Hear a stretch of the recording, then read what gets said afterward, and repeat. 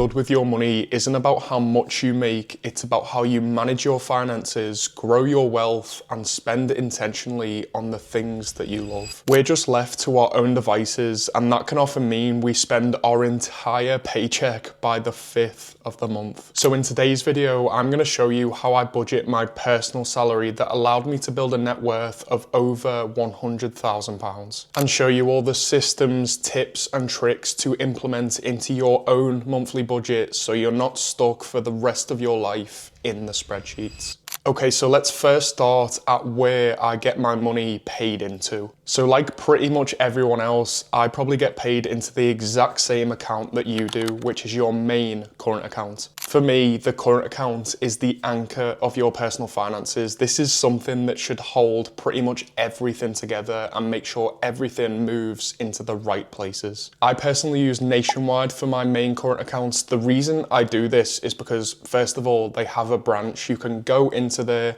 and get something sorted if you need to. But also, I believe that Nationwide is one of the best banks in the UK. Instead of paying out their shareholders, they pay out their customers pretty much every year if they make a profit. Not to mention the 1% cashback that I do get on my main current accounts just by simply using the Nationwide Flex Direct account. But I would say don't get caught up in picking the right bank or the right current accounts. Just choose one that probably has a branch and then stick to that one and just use that as your anchor. You won't really need your current account. It's all the other accounts that matter the most. Okay, so let's get into my budgeting method. So I pay myself £2,400 every single month. This is take-home pay. Because unlike most people, I'm self-employed and I have a limited company, so I have to pay myself a salary and dividends, whereas for full-time employees, it's actually a lot easier to get paid. But from here, with this £2,400, I use the 60-15-25 rule. So this is a maximum of 60% going on your fixed costs. So all the costs that stay the same. So your rent, mortgage, bills, food, subscriptions, basically all the costs that just stay the same. You have 15% going towards your future fund. So this is for things like savings or investments. For example, an easy access savings account or your stocks and shares ISA. And then lastly, you have 25% going towards your fun money. So this is things that you just want to spend your money on completely guilt-free. There should be absolutely zero resentment for spending money in this area. You've put aside some of your salary to go towards the finer things in life, and that is completely okay. In my opinion, I just think this budgeting method gives you a lot of flexibility. So the fixed costs, the 60%, should probably stay at 60%, but the other two, you can kind of mess around with them and just see which is the best for you. The 15 and the 25 do not have to stay the same. They are kind of flexible, but the 60% fixed costs, keep that the same. Now onto the actual systems that I have in place. So I kind of don't really need to look at my money. It all kind of just happens automatically. There is no real discipline involved in my personal finances because I have too many systems put in place so that discipline doesn't even need to be on the cards. So I'm just going to pull up my budgeting template now. So essentially my fixed costs come to a total of 44%. So that doesn't mean you can't go underneath the 60% fixed costs. A lot of people will probably be closer to that 60%. But for me and my personal situation, mine comes to 43%, which is a total of £1,042 every month. Going on things like rent, bills, food shop, phone, subscriptions, and all that malarkey. Now onto my next category, which is my future fund. So savings and investments. I said before, we can be flexible with this. So I'm actually saving and investing 35% of my take-home pay. I have £500 going into my stocks and shares ISA, £100 going into a holiday fund for Japan. I have £50 going into a gifts sinking fund.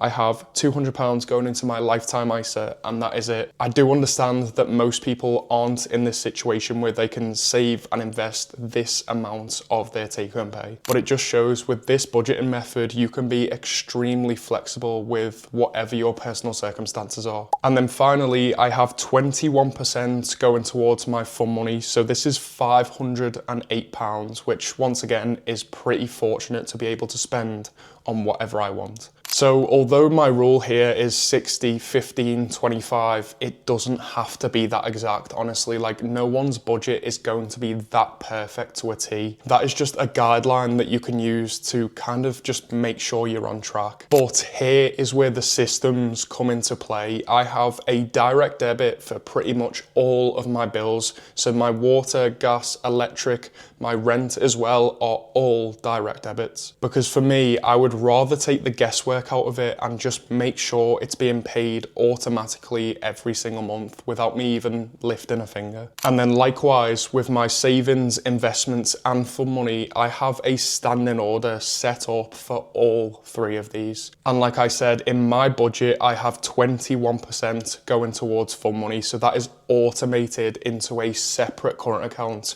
to once again spend on whatever I want. I think a massive point on this is separating your normal day-to-day expenses and your fun expenses, having a separate account for either of them. Because typically when money lands in your account, you just assume you have way more than what you think you do, and you burn through that like there's no tomorrow. But when you have a system set up like this, where pretty much everything is automated, bar a couple of things such as your food shop, it just makes budgeting so much more easy, and you don't have to track every single penny. You just have to make sure you're within these percentages. Now you're probably wondering, how did I actually find out what my budget was? How did I know my percentage was 43, 35 and 21? I essentially printed out the last 3 months of my bank statements so I could see what the average that I was spending every single month. So what was I spending on my fixed costs? What was I saving and investing every month? And how much was I spending on just random fun things? So what you can do when you've printed these bank statements out is kind of realize what's important to you and what's not at all. Because what you'll probably find, like me, is you're spending in areas that you do not give a single toss about. But on the flip side, you might find areas in your budget where you kind of want to spend more money on that. For example, one of my money dials is travel. So I started saving more money and putting even more money away every month into a travel fund, for example. So I think the bank statement is a massive eye-opener, and you can kind of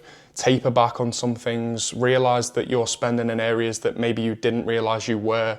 For example, you're spending far too much on subscriptions that you don't even use. You might be spending way too much on your food shop every month. You might be spending too much on rent or your mortgage, so you kind of want to move place. These are all the things that you can check when you do print these bank statements out, so you can really determine what's important to you and what's not. And that is kind of how you determine what you want your percentages to be. The whole point of budgeting for me is not so it's restricting. A lot of people say that budgeting makes them feel restricted, but personally for me, it actually makes me feel more free. Because now, once I've opened my eyes up to reality, I can kind of see, okay, that is gone, that is being spent money on instead.